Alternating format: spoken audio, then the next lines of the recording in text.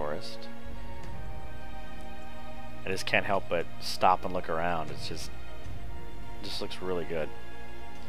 I'd be very curious to see what you think of the atmosphere of this area when you get here, Gallows.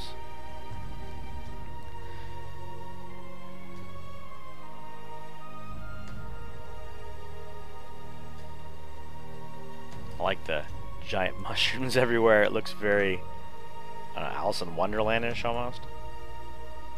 I think she did say it was a dream, so I guess that makes sense. Okay, here we go. Okay, so that last quest, I went through it pretty quickly, so I didn't read that one out loud, but I have done this one before.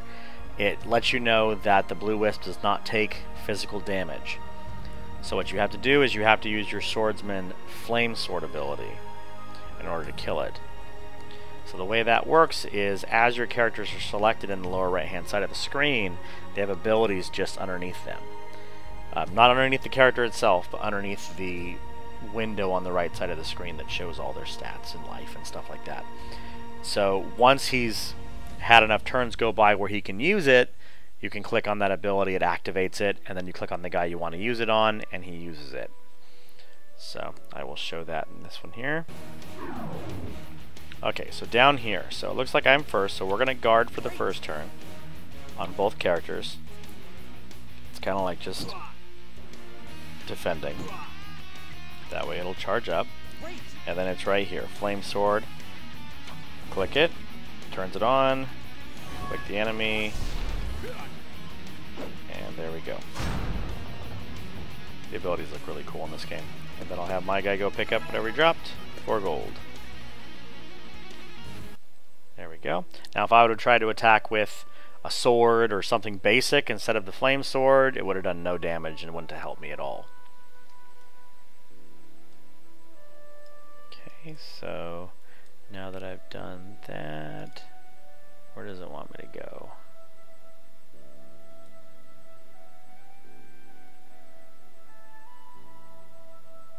It's sending me back?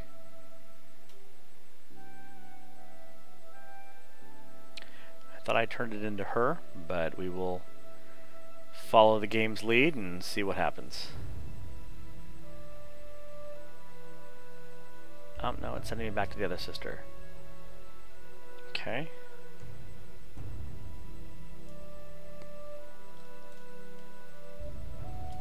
There we go.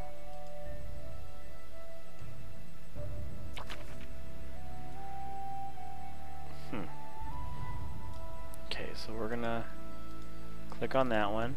You know what I think it is? I think we need to talk to her, and then she'll see that I've completed the other quest. It's requiring him in a specific order.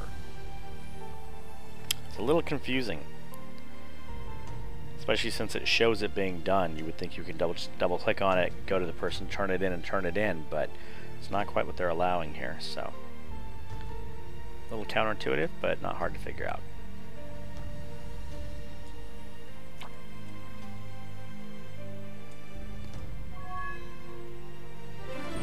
There we go. Okay, so once you talk to her, it takes a second, and then it kicks in that quest. And then once that quest is done, we can turn in the Wisp quest. There we go. Recruit our third person.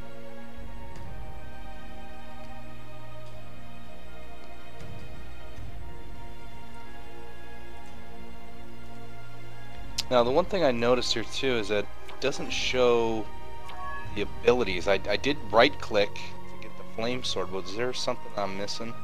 In the lower right hand corner, there is you see kind of like you see now where you have your portraits along the bottom. Next to that, there's going to be a large portrait of the character, and below it their skills are there.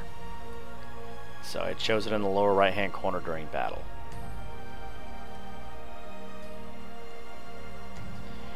Yeah, this is the biggest hurdle of this game, and this is my biggest complaint with this game, is that there is so much going on that it's hard to grasp everything. Some of the stuff is a little counterintuitive, mainly because we're so used to MMOs being one way, but it's a little counterintuitive when you first start playing, and not so much in the tutorial area, but when you start to go a little bit further into the game and you start to get into the actual game past the tutorial, you find yourself wondering how things work and what to do next and what you're supposed to do, and you really have to rely on wikis more than you would at a normal MMO. It does not... Well, I guess the best way to put it doesn't hold your hand as much as MMOs tend to nowadays, which is, I guess, pretty typical of Eastern MMOs, so I shouldn't be that surprised. Okay, so let's do this. So we'll let it... Looks like a long walk. I'll let it auto-move while I talk with you. So what do you think of the vistas, the actual look of the world? How did you get it to auto-move again? I actually got stuck, but you double-click on the name of the quest. So I double-clicked... It's actually really, really beautiful. I mean... Yeah. This is a little more fantasy than the game is once you get out. The game when you get out looks more like you're actually walking through... There we go. Japan. You got it?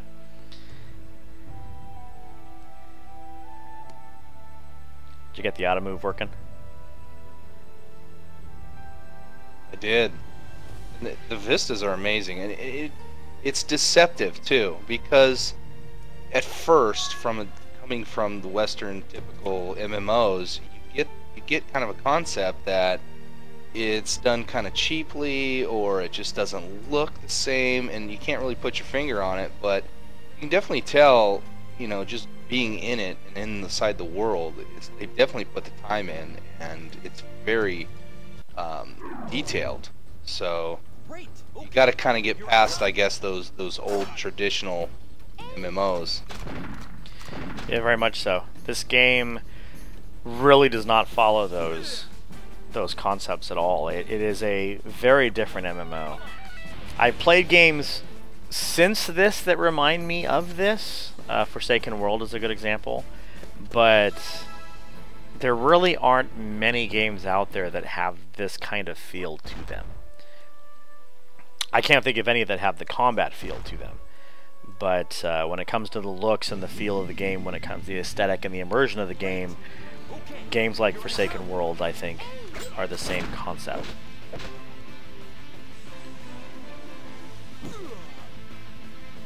But it's been a while since I felt the thrill that you get from getting that new character.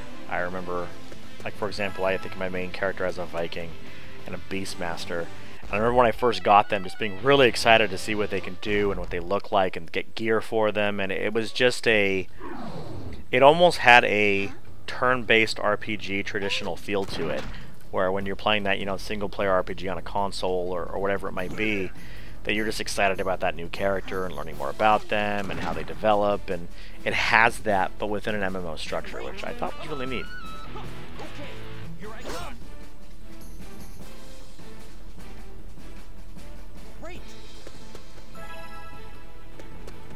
One thing that's kind of weird that I've always thought was odd is if you kill the guy, your enemy, and finish the battle on your last guy's move, you actually have to wait a moment for it to switch back to the enemy phase and then your phase so that you can go pick the item up. It's like, the fight's over. Just switch it over so I can go pick the item up. Why am I waiting? I don't know, maybe there are mobs that resurrect or something like that, or maybe the possibility that you might die from poison damage is still there, but it just seems like it should just switch over automatically so I can go grab it since everything's dead. It's like right here. Enemy turn. Now it's back to my turn. Now I can go pick it up. Really weird. You get used to it, but it's really strange. Okay, so I've done those. Now I gotta do the wisp.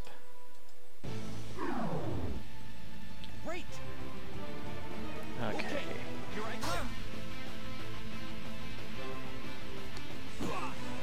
I'm assuming the reason on the first turn I can only attack with one guy, I'm assuming it has to do with maybe the speed of that guy or what he's capable of or something like that. Not entirely sure though.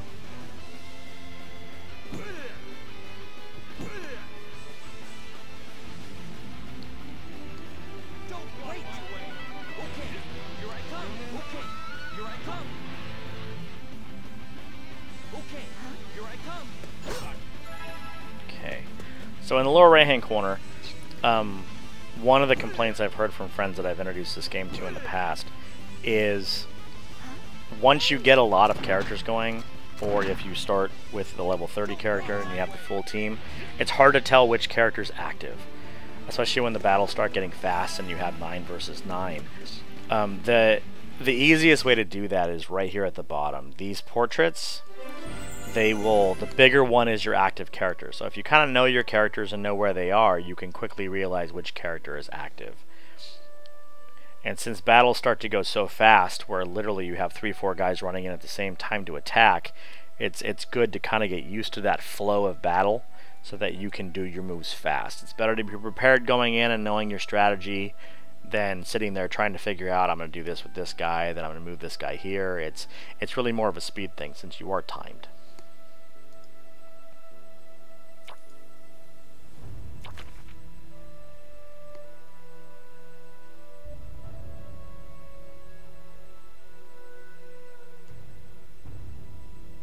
Okay.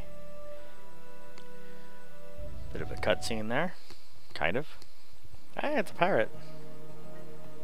Oh, I wonder if you can get a pirate mercenary. That would be awesome.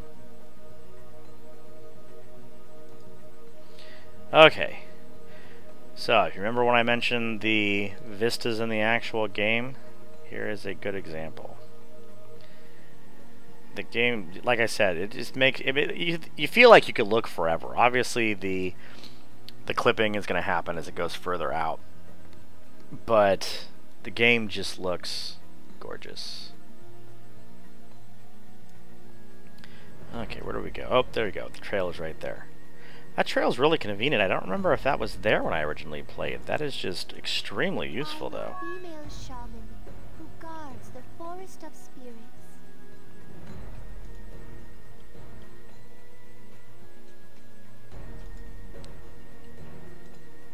Okay.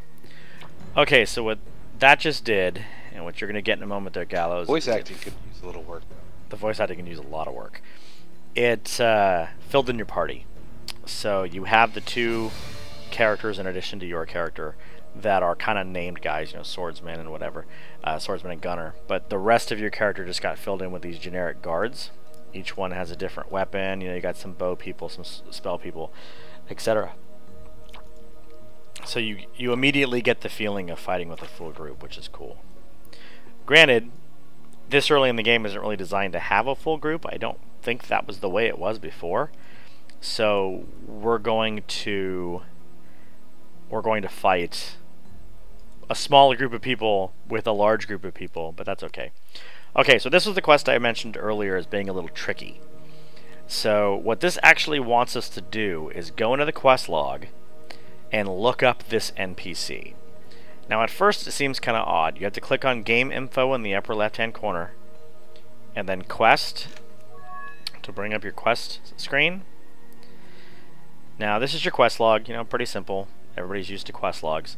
But one thing that I think is really cool about this quest log is you can click on like NPCs, for example, and you have a list of NPCs, and you can auto move to that NPC. So it doesn't matter if you're here or if you're somewhere else, you can come all the way to this NPC. So say for example you looked up online where to get X item that you really want. You can look them up in here, auto move straight to them. Very cool feature. Did you get that to work for you there, Gallows? I hope the forest of spirits will recover soon. I did. Kind of a tricky quest. First time it took me a little while to figure it out because I went to game info NPCs because it said to look her up in the NPC window and it didn't work, but it turned out they actually wanted the quest window, so it made a little more sense. Okay, so where are we going now? Spirit powders. Okay. Off this way.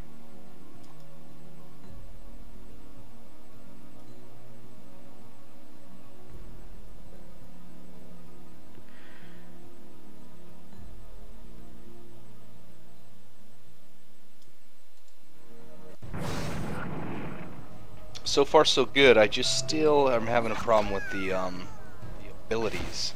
I do not see them as apparent as I think they are supposed to be.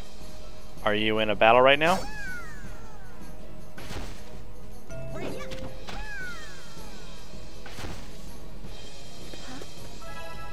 I am. Lower right hand corner, QWERT. Just like the guy.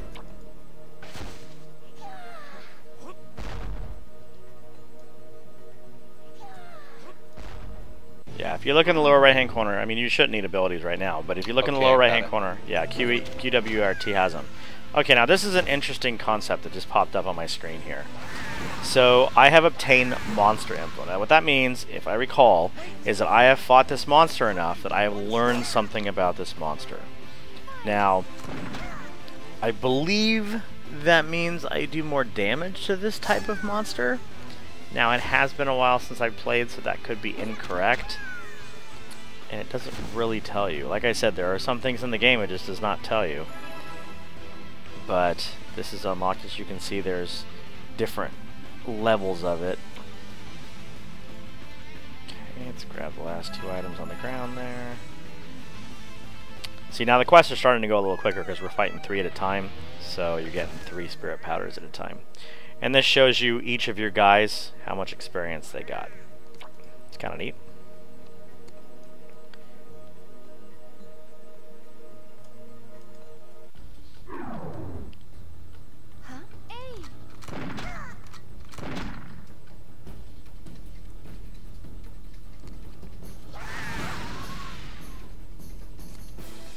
Go. There is a very neat PvP in this game, a PvP community in this game. I played a little bit of that my original time. As people that have watched the channel for a while know, I'm not very good at PvP, and this game was no exception. But it was, I saw more of a Guild Wars feel to the PvP, where it did take some skill and some thought. More so than I would think the action ones do. The action ones take skill in the concept of positioning yourself quickly and, you know, working that way, but this is more of a tactical, almost board game feel to it. While it does happen fast-paced because of the timers, I felt that really planning out your team beforehand was important. And I thought that was pretty neat. It's a very different feel than typical MMO PvP. And in my opinion, most of the time, innovation is good. Sometimes innovation is a little strange. Most of the time it's good. I want to see something more than just cookie cutter MMOs.